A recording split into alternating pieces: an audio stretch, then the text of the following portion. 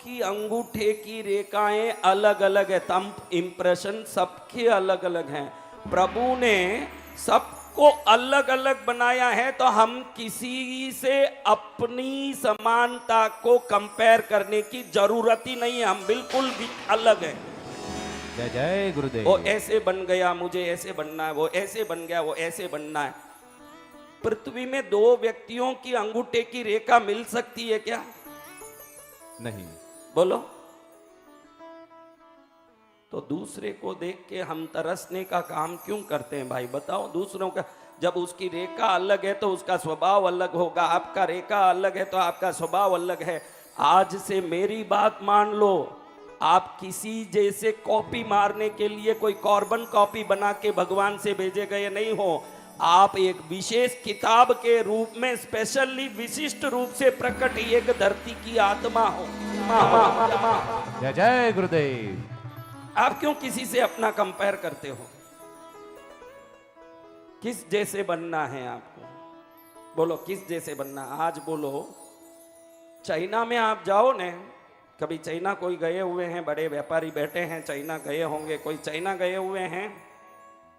तो चाइना में आप जाओगे तो वहां जो चाय के कप है ना, जितने भी विचित्र दिखेंगे, क्योंकि कप को घर में लाते ही वो तोड़ते हैं उसको।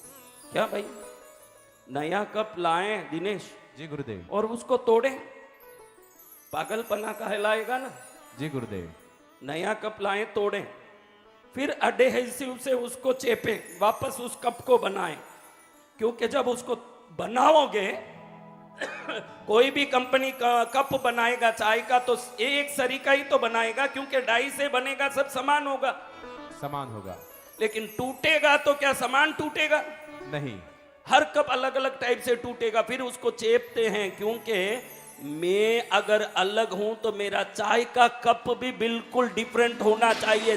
कप को तोड़ के फिर चेप के पीते हैं उसमें चाय। और तू सोचता है कि इन जैसे बनना है, मुझे उन जैसे बनना। तेरे जैसा मूर्ख कोई नहीं दुनिया में मेरे भाई। तू किसी जैसे मत बन, तू अपने जैसे बन। अपना व्यक्तित्व की विशिष्टता दुनिया में दिखा। तू अपनी जिंदगी को अपने हिसाब से एक चेतना भर के एक व्यवहारिक व्यक्तित्व बना। जब दुनिया कहेगी, देखो अमिताभ बच्चन क्यों माना जाता है भाई? किसी की कॉपी करता है क्या? सोचो। सचिन तेंदुलकर, धोनी क्यों माने जाते हैं? किसी के कॉपी करते हैं क्या? नहीं। कॉपी करने वाला नकल के रूप में अपमानित होता है। अपना स्वयं का पथ बनाने वाला नदी की तरह पूरी दुनिया में बहते हुए ख्याति प्राप्त करता है। जय जय गुरुदेव।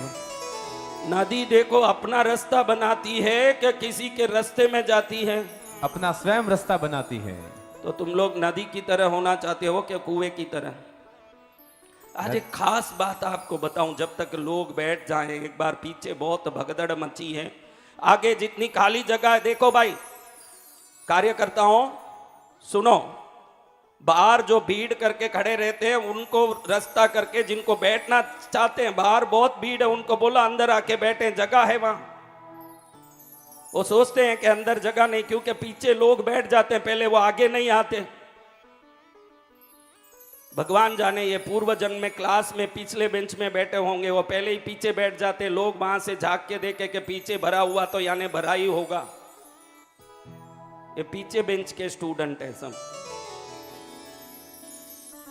चलो, कल किसने गुरु दीक्षा ली? बराबर हाथ ऊंचा करो जिसने गुरु दीक्षा ली। आपको बताऊं कि गुरु की जरूरत जीवन में क्या? कई बोलते हैं कि ज्ञान देंगे, मोक्ष देंगे।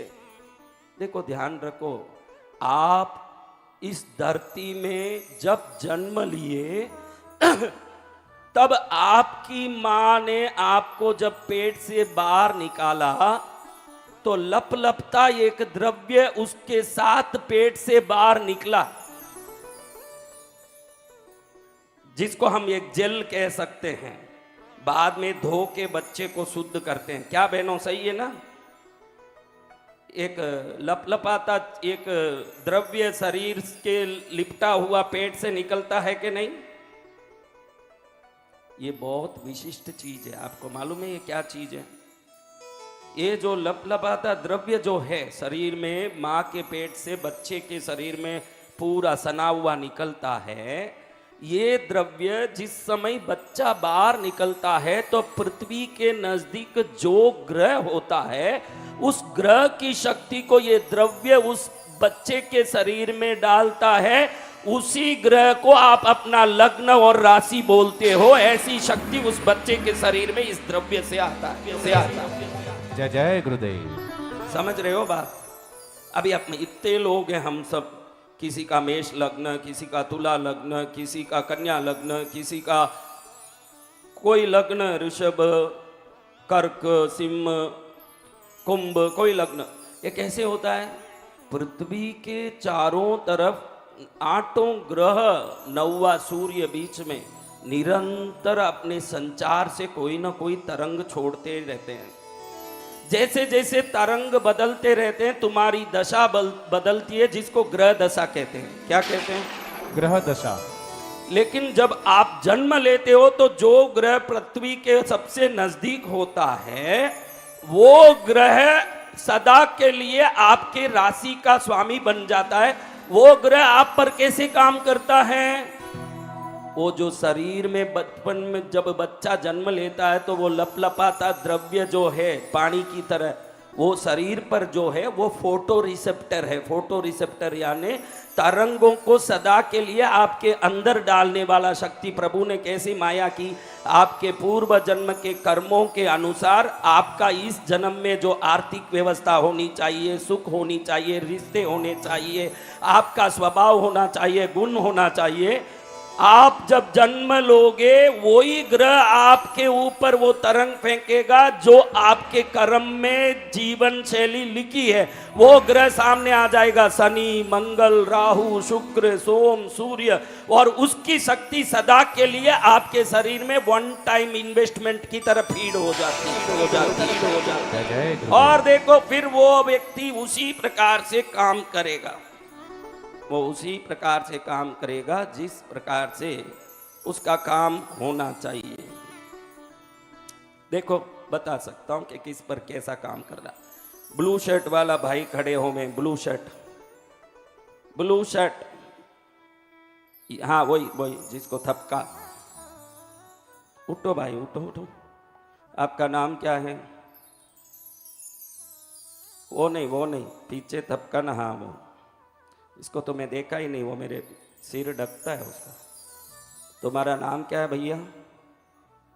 जोर से बोलिए। ओम प्रकाश। ओम प्रकाश। ओम मंगलम, ओमकार मंगलम। हाँ। ओम प्रकाश भाई। ओम प्रकाश कछवा। कई काम करो सा। जेसीबी का काम है। कैसा? जेसीबी का काम है। जेसीबी की काम। अब देखो, आपने जब जीवन में काम बचपन में से शुरू किया, आपको 3 बार बड़ा नुकसान हुआ कि नहीं? बताओ। हुआ। 3 बार बड़ा नुकसान हुआ कि नहीं? हुआ। कुछ चीजें बेचनी पड़ी कि नहीं? बेची। हाँ बेची। मैं कैसे बोल रहा हूँ? क्योंकि आपके शरीर में शनि की तरंगे मैं देखता हूँ, क्योंकि आपके राशि का स्वामी शनि है, तो उठाएगा न पटकेगा, उठाएगा न पटकेगा, ये आपका जीवन होगा। देख लो, ये जिंदगी भर चलता है मेरे बच्चों। तो आप दे दीजिए माइक दे दीजिए, बैठ जाइए। धन्यवाद आपको, बैठिए। अब देखिए, ये नहीं रे सादा चलेगा, रहने। सुनो मेरी बात, हमारे पास 2 शक्ति है भाई शरीर में। आज अच्छे से सुन लो आप, आपके शरीर में 2 शक्ति है। एक शक्ति हरदम आपको आगे जाने के लिए आगे खींचती है आपको, एक शक्ति सदा आपको पीछे खींचती है। ये 2 शक्तियों का द्वंद्व ही जीवन है, ध्यान रखना। एक शुभ शक्ति है, वो आपको आगे बढ़ाने की कोशिश करती है ना। एक अशुभ शक्ति है जो आपको हरदम पीछे खींचती है। अंधेरे और उजाले के बीच का युद्ध ही जीवन है। पूरा जीवन व्यक्ति ऐसे करता है, ध्यान रखो। किसी को गुटखे का लत, बीकानेर में तो मैं हाथ जोड़ता हूं, झूठ तो नहीं बोलूंगा। देखो महिलाओं में बीच में खाली जगह, बहनों कार्य करता हूं, देखो ड्रोन में दिख रहा है बहुत खाली जगह है। जो बीच में खाली जगह बैठ के गुपचुप बैठी होगी उसको आज मेरी कृपा नहीं होगा, उसको आगे आना ही पड़ेगा। पीछे जिसको भी खाली जगह लेके बैठी है, ड्रोन में दिख रहा ना अच्छे से खाली जगह, बिल्कुल खाली जगह दिख रहा, 5-5 लोग बैठ सकते हैं। जो भी खाली जगह कार्यकर्ता अंदर बाहर से अंदर भेजें, बहुत जगह है अंदर। 5-10 जन भी बैठे, मेरी इच्छा पूरी होगी कि किसी का कल्याण हुआ। देखो भाई, आपको मैं एक बात बता रहा हूं, ये शुभ अशुभ में वो शेयर मार्केट में कौन सी कंपनी का शेयर बढ़ता है जिसका शेयर होल्डिंग ज्यादा हो, लेकिन जीवन में ऐसा नहीं है। ये एक शक्ति बहुत आपको पीछे खींच रही है, आपको ढकेलना चाहती है और नुकसान करना चाहती है। एक शक्ति आपको आगे खींच रही है और आपको समृद्धि सुख देना चाहती है। अब इसमें ऐसा नहीं है कि जो सबसे ज्यादा शक्तिशाली है वो शक्ति काम करेगी, ऐसा नहीं है। अगर 10% भी खोटी शक्ति पीछे खींच रही है और आप उसी पर दिमाग लगा लोगे तो वो शक्ति पूरा पीछे खींच देगी। 90% वाली शुभ शक्ति उस समय कुछ आपका कर नहीं पाएगी। समझ रहे हो? जीवन में शक्ति ज्यादा है उसका काम होगा, ऐसा नहीं है। जीवन में तो मनुष्य के हाथ में है कि शक्ति दुर्शक्ति है या शुभ शक्ति। वो जिस पर दिमाग लगाएगा वो शक्ति उसके जीवन में काम करना शुरू करेगी। लेकिन आप लोग किस शक्ति पर दिमाग लगाए हुए हो? अच्छे से देख लो, बोलो किस शक्ति पर दिमाग लगाए हुए हैं? 4 व्यापारी मिले बात करे, पहली बात यही है कि मार्केट ठंडो चाले है, धंधो ठंडो है, कंपटीशन बहुत है। बोलते हैं कि नहीं? यानी आप दुष्ट शक्ति के वश में होना चाह रहे हो, भले ही शुभ शक्ति कितना भी आपको आगे खींचने की कोशिश करें। नकारात्मक शब्द बोलना बंद करें जिस दिन, तो शुभ शक्तियां आपके ऊपर हावी होके आपके जीवन को समृद्ध बनने में सहयोग करना शुरू कर देती है। जय जय गुरुदेव। देखो, आपको एक अच्छी बात, ये शुभ शक्ति अशुभ शक्ति का एक उदाहरण बताता हूं। बेटी हमारी, थोड़ो सुनजो, मने माफ करजो, क्योंकि मैं जो बोलूं ये बातें थाने समझ पड़ेला नहीं तो भी सुनजो, क्योंकि थाने काम आई के नहीं आई, थाने बींद्र जरूर काम आई ने थानो बीन कमाई तो आखिर थाने गला में ही सोनारो चेन लटकेला, थाने फायदो भी। जय जय गुरुदेव। फायदो तो थाने ही बेसी, जिको शांतियों बैठनी है। बात सुनो, 10 मिनट की बात है, ज्यादा नहीं है, सिर्फ 10 मिनट, क्योंकि जरूरी है कि मैं बीकानेर आया हूं तो लोगों ने सकारात्मकता, हिम्मत, विश्वास और आगे बढ़ने की ताकत ये देने जाऊं मैं, मारी इच्छा है। जय जय गुरुदेव। क्योंकि कई लोग पूछते हैं महाराज आप देवी भागवत कथा बोल के बोर्ड लगवा दिए, देवी भागवत कथा किया नहीं अभी तक। मैं लोगों को कहता हूं ध्यान रखना, कथा पूजा सुनने वाले पूरे भारत में भरे हैं। तुम कोई ऐसे नास्तिक नहीं हो कि पहली बार मेरी कथा सुनने आ गए, तुमने पहले भी अपने कान से बहुत कथा सुने। अगर नहीं भी कोई सुना हो तो घर में पूजा पाठ करता है, भगवान को मानता है, तभी कथा सुनने आया है। आया। ताली इस बात पर मत बजाओ, बाद में बजाना। मैं तो अभी शॉकिंग मैसेज देने वाला हूं कि आपको चमका दूं। अरे भाई तू इतना दिया जलाया, इतो पूजा करियो, सब कुछ करियो, तो सुखी कटे है तू, वो तो बता। किस किस घर में दिए जलते हैं? हाथ उठाओ।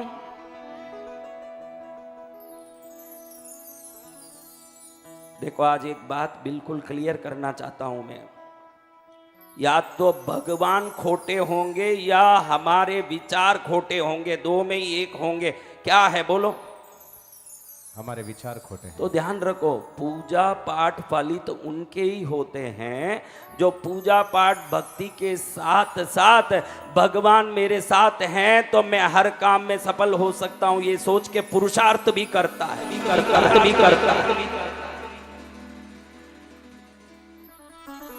हम सब चीजें भगवान पर छोड़, भारत में सबसे बड़ी तकलीफ ये है, बचपन से सिखाया जाता है प्रभु है चिंता मत कर, प्रभु रो भजन कर सब ठीक वेजासी। प्रभु हमारे साथ हैं सूक्ष्म रूप से, तो हमको ज्यादा सतर्क और ज्ञान का उपयोग करके प्रभु के साथ का फायदा मेहनत में लेना चाहिए, तभी जीवन सफल होगा, सफल होगा, सफल होगा। जय जय गुरुदेव। हम लोग क्या करते हैं, दिया धूप तो बहुत करते हैं। आपने देखा होगा कि दिया धूप खूब हो रहा है, भक्ति भजन खूब हो रहा है, लेकिन आदमी दुखी है, देख रहे हो कि नहीं? तो प्रभु अपनी कृपा में थोड़ा भी कमी नहीं कर सकते। इसीलिए मैं कहीं भी जाता हूं तो देवी भागवत तब शुरू करता हूं जब मैं जान लेता हूं कि अब देवी भागवत शुरू करें और ये सुन सकें, इतने ये लोग तैयार हो गए, उसके बाद ही मैं वो शुरू करता हूं। आप देखो, देवता आते हैं तो क्या बोलते हैं मेरी बच्चियों, देवता आते हैं तो क्या बोलते हैं? तुम कुछ भी बोलो, तुम कुछ भी बोलो मेरी बच्चियों। इसीलिए घर में भी बोलते हैं शुभ शुभ बोलो, क्योंकि पितृ देवताओं के पास टाइम नहीं रहता, अपने देवताओं के पास भी टाइम नहीं रहता है। थोड़ा एको कम कर बेटा, आवाज बढ़ा, मेरा एको कम कर, इफेक्ट कम कर इसमें, मैं गाऊं तब इफेक्ट देना बेटा, अभी इफेक्ट कम कर इसको। देखो आज एक अच्छी बात सुन लो, आप कभी देवता से वरदान लिए हो क्या? कोई देवता आए कि आशीर्वाद दूं, वरदान दूं? नहीं। हाँ? तो देवता आते हैं तो आपसे कोई बात नहीं पूछते, वो कहते हैं वरम ब्रूही, जो वरदान लिए हैं उनको ही मालूम है, वो कहते हैं वर मांग ले। हम कुछ भी बोले वो सुनते ही नहीं है, उनको एक ही है कि इसने मेरी साधना की है तो इसका कल्याण कर दो। वो मात्र तथास्तु बोलते हैं। इसीलिए देवताओं का एक नाम है तथास्तु देवता। क्या नाम है? तथास्तु देवता। तथास्तु देवता यानी क्या अर्थ? तथा अस्तु, जो सोच रहा है वैसा हो, उसका अर्थ क्या है? जो बोलो मेरी बच्चियों, तथास्तु का अर्थ क्या है? प्रभु जी, प्रभु जी नहीं है, एक ड्रोन चला के दिखाओ, कहां खाली जगह मैं देखूंगा। बाहर 10,000 लोग इकट्ठे हो गए हैं, ड्रोन चलाओ, मैं उनका अंदर बैठा था। भाई अभी भी कह रहा हूं, कोई नए आए हों तो आपको निकलना तो अभी निकल जाइए, मैं बहुत बड़ा मंत्र का प्रयोग करने वाला हूं, बीच में व्यवधान ना हो। आपको निकलना हो अभी निकलिए, आपसे कोई फीस नहीं लिया गया, ये ना तो पिक्चर चल रहा है, ये ईश्वर की कृपा का सत्र चल रहा है जो अदृश्य है। पिक्चर में ऐश्वर्या राय नाच रही है वो दिख रहा है, लेकिन यहां प्रभु की कृपा कैसे चारों तरफ फैल रहा दिखेगा तो नहीं। भविष्य में जीवन में जब सुख आएगा तब याद करोगे कि कोई संत आया था, हमारे लिए चिल्लाता था, जय जय गुरुदेव, हमारे लिए बोलता था, जय जय गुरुदेव, हमारे लिए बोलता था।